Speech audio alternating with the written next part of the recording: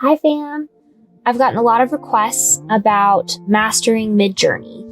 How to figure out this really complicated but lovely and powerful AI tool. So we're going to look into that today. We're going to dive in not only the basics of Midjourney, but actually how to get into Midjourney. Because it's not easy, folks. I'll just give you that.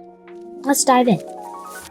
So here are a few images just to kind of give you a flavor of what Midjourney can do. I kind of want to razzle dazzle you a little bit before we walk into all the little steps. But you can see with Midjourney, it's a powerful AI art tool. I can make an Elton John Barbie. I can make really, really good fake portraits of myself and other people. You can see here Trump and Nancy Pelosi. I don't think they've ever been this happy in each other's proximity. So there's a lot of capabilities with Midjourney, and as consumers of content out there, it's good for you to know, for all of us to know, that it's not hard these days to make these types of images. As you can see with these images, portraits, they're actually really good. Don't need to get any of these folks to model for you. You don't need them to sign any waivers because they don't exist. One criticism I get about Midjourney and AI art in general is that there's no style to it. It's all derivative. There's nothing original. But as you can see here, they're really stylistically different. They're neat. I think that there is certainly an argument that this is art. Okay. It's really, really important to understand kind of the mechanics of Midjourney and how its ecosystem works. Midjourney is not software that you download from the internet and execute in a Mac or a .exe file. It's not like that. That's why this is a little bit tricky, a little challenging, but that's okay. You guys have got this. You got me. We're gonna get to it. Midjourney sits within the Discord platform. So you can see here, this image here is actually a screenshot of Discord. Step 1, go to discord.com and get a Discord account. Discord is free. There are opportunities to spend money in Discord. You can get all sorts of upgrades and pluses and stuff like that. I've been using Discord for, 5 years, and I've never spent money on Discord, unless you count Midjourney. So, discord.com. Okay, so now that we are logged in to Discord, this is the Discord platform, we now need to go and get a Midjourney account. So there's actually a couple ways you can do it. I'm going to show you 2 ways. The first way is you can actually come within your Discord. You'll see that there is this little compass square. Just click on that.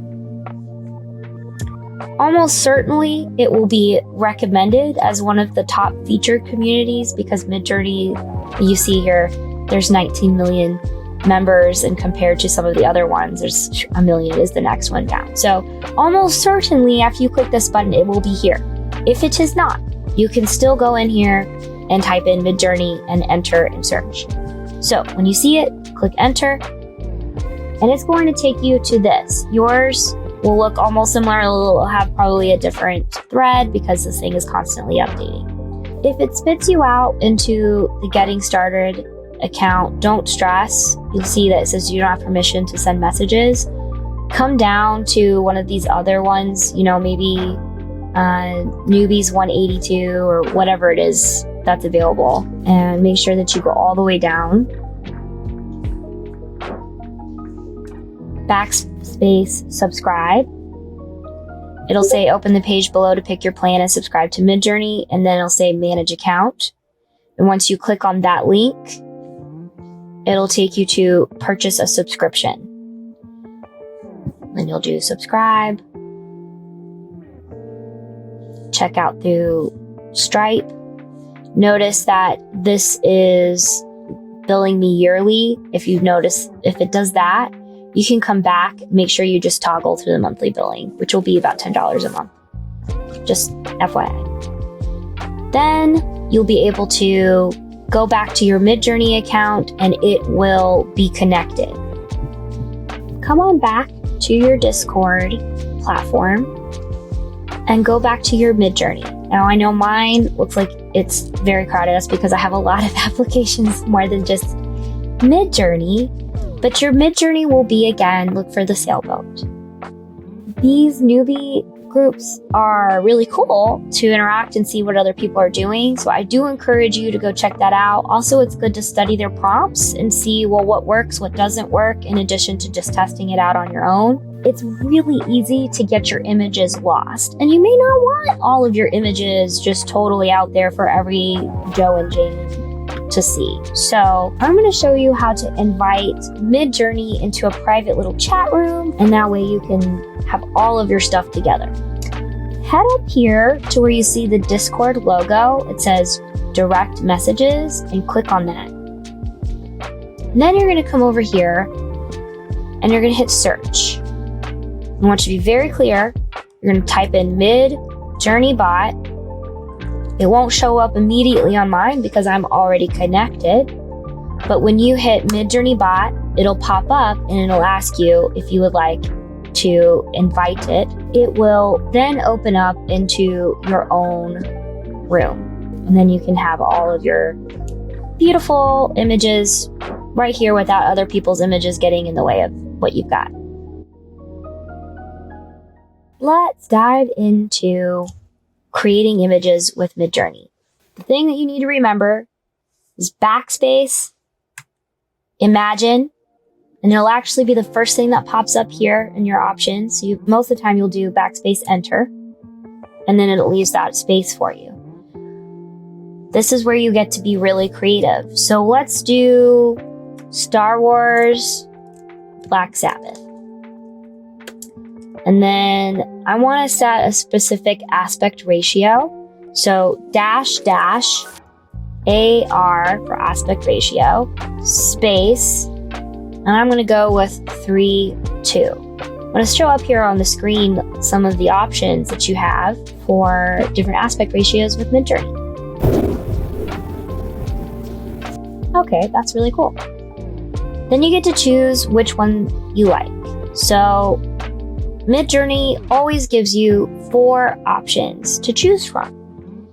I actually really like the third one. So you'll see they're stacked up 1, 2, 3, 4.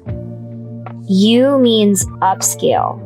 High definition, so I can put this on t-shirts, or I can put this on notebooks, or whatever. Copyright notwithstanding, obviously, because it's Star Wars and I don't want to get on the wrong side of Disney. I'm going to go ahead and upscale the third one. So 1, 2, 3, 4. Upscale the third. Now let's look, while that's doing that, what about V? V means version. So again, 1, 2, 3, 4. I would like a different version. It's kind of similar, but it's not quite to what I want. So let's go ahead and just get a different version of number 3. I'll go ahead and submit, and we'll go to that in just a minute. And then the other option here is this little recycling button. This is a really good one to use if either you liked all 4 of the options and you want more options like it, like, heck yeah, that worked out great, I want to do more of that. Or you didn't like any of them and you wanted to try something totally new. So I find that's what I use this button for, the extremes. So it just lets you resubmit your prompt back into Midjourney saying, let's see more of what you got. So this one is our upscaled version, which looks pretty cool. Pretty cool. And when you get an upscale, it lets you can upscale it even more, and you can do it very subtly, so there's not a lot of changes to your image. Or you can have it upscale where it changes quite a lot. And we'll go ahead and do that just so you can kind of see what that looks like. There's also the option of varying just a little bit. Like say you don't necessarily want to upscale it. I think I actually do want to go ahead and try a different version or vary it just a wee bit. And you can have, again, the option of doing it very subtly or strongly. And while that works on that, there are other options. You can say you really like this image, but it's just a little bit too close. You can zoom out. Maybe you want to make that, like, darn it, I forgot to make that a square. It will automatically do that for you here.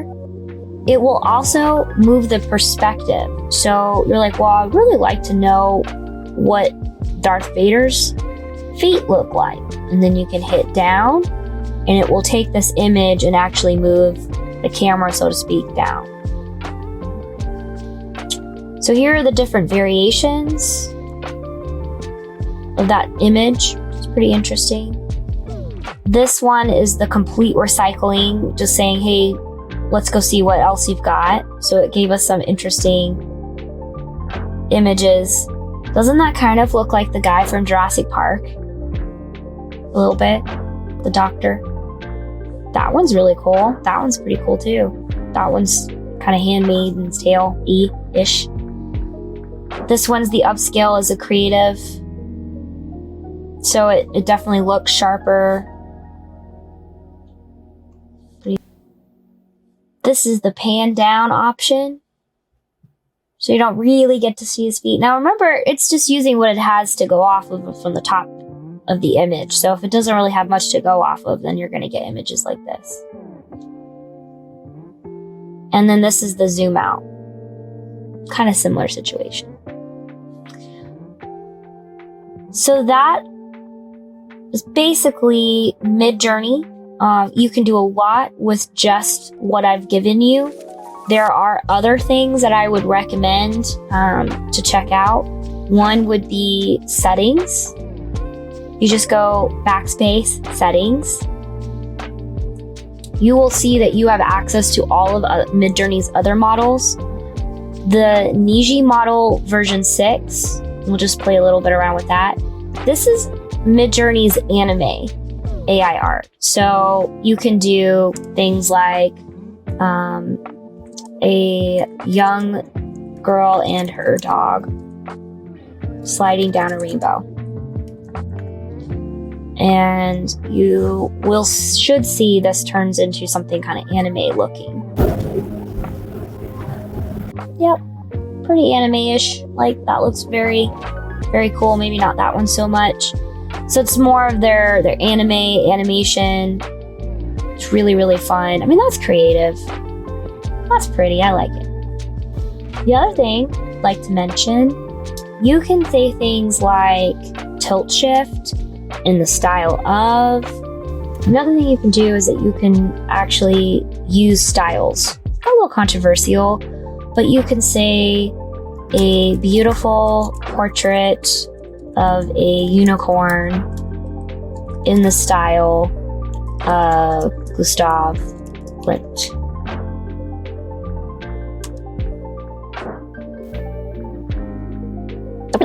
And you can see it try to make that, maybe this one more than the other ones, look like Klimt. You can also do unicorn in the style of Lisa Frank. Helps if you spell her name right.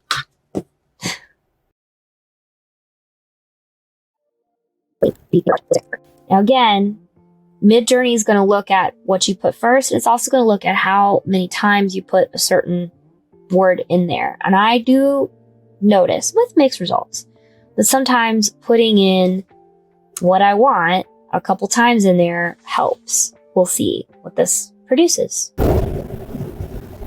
Okay, so here you go.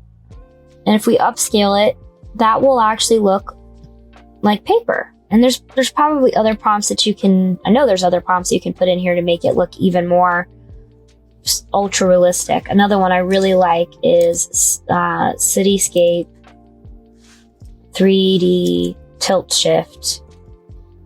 Sometimes I don't know if it'll pick up the hyphen. Toy model. Ultra realistic. Ultra detailed. Looks like tilt shift. Very, very, very cool. It's fun, right? So there's just endless amounts of creativity that you can do with Midjourney just with these very basic things. In my next tutorial, I'll show you how to swap faces using Midjourney. Please like and subscribe for more content like this.